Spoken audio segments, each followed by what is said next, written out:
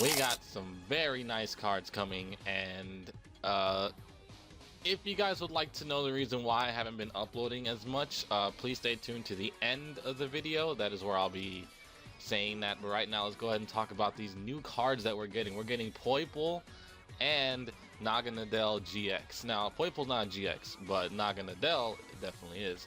We're also getting something called a Beast Energy, which is another Prism Star card. But let's go ahead and look at Poipole first, and we'll get into the other cards. So, it's a basic with 70 HP, and it is an Ultra Beast, which is really cool. I like that little Ultra Beast indication. It's so cool.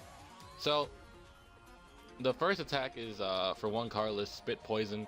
Your opponent's active Pokemon is now poisoned. Cool, whatever. The next attack for one Psychic and one colorless, it's Corpse Reviver. It's such a cool sounding attack. I really love it. If this Pokemon is knocked out during your opponent's next turn, your opponent does not take a prize card. I don't see that being too useful. I only see it good for like stalling. That's fine. And I guess if it's just the fact that it takes 2 energy to do that. It's I don't know. I guess if you really need to stall, that could work, I guess. So next is Naganadel GX. Now this card is very, very cool.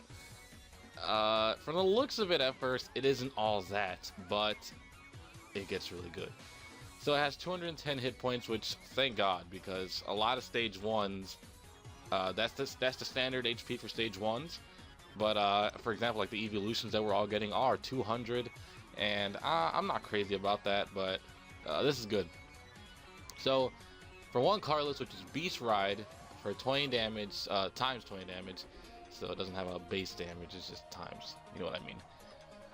I don't know, I lost my train of thought for a second, but yeah, it's attacked at 20 damage for each Ultra Beast you have in play.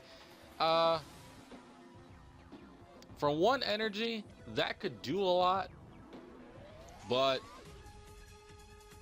I guess you would just have to fill up your entire bench with like, you could bridge it a bunch of Poipoles onto the bench, have this, and then it's already 80 damage with including itself in play.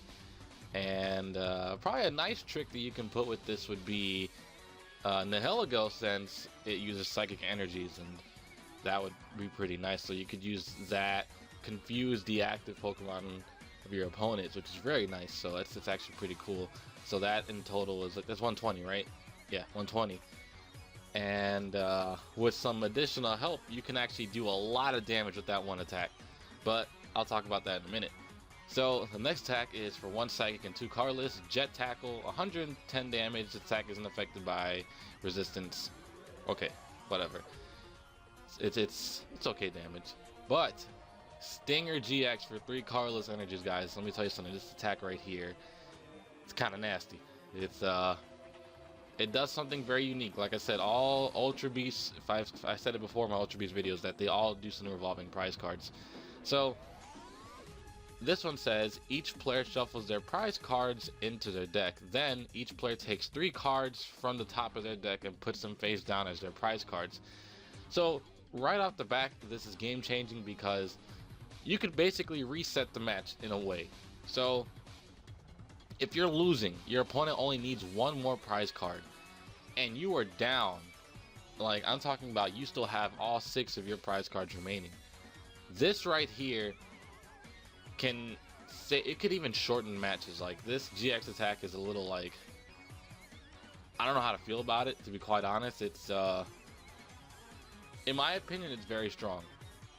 That is a very strong GX attack because it changes the game. It doesn't say anything about your like remaining prize cards and stuff like that. So it's, you know, you can basically tie the game is what I'm saying, and you can bring it back. So it's very nice. I don't know how I feel about it. It's really cool, but at the same time, it worries me a little bit. But we'll see how things go. The next card is the Beast Energy. So let's see what that does. It is a Prism Star card, so you can only have 1 of it in your deck. Thank God, because this card is going to be something for Ultra Beast. While this card is attached to an Ultra Beast, it provides an energy type for each type, but only provides 1 at a time. The attacks of the Ultra Beast card this card is attached to do 30 more damage to the opponent's active Pokemon. So let's go ahead and go back to Beast Ride. So it's 120 if you have a full bench or a full set of Ultra Beast. Probably won't be the case since you probably do play Tapu Lele and stuff like that, but just in case, you know, 120. Well, let's just say that 120 for one energy, guys. So with this card, it provides that one psychic that you need for the other attack and also for the first attack, which is a colorless, doesn't matter. So now that 120 goes to 150, right? Let's add a choice band to this thing, right? So now that is 180 if the opponent's active Pokemon's a GX, right? That is a lot. So now let's say you are playing the Heligo GX with this card.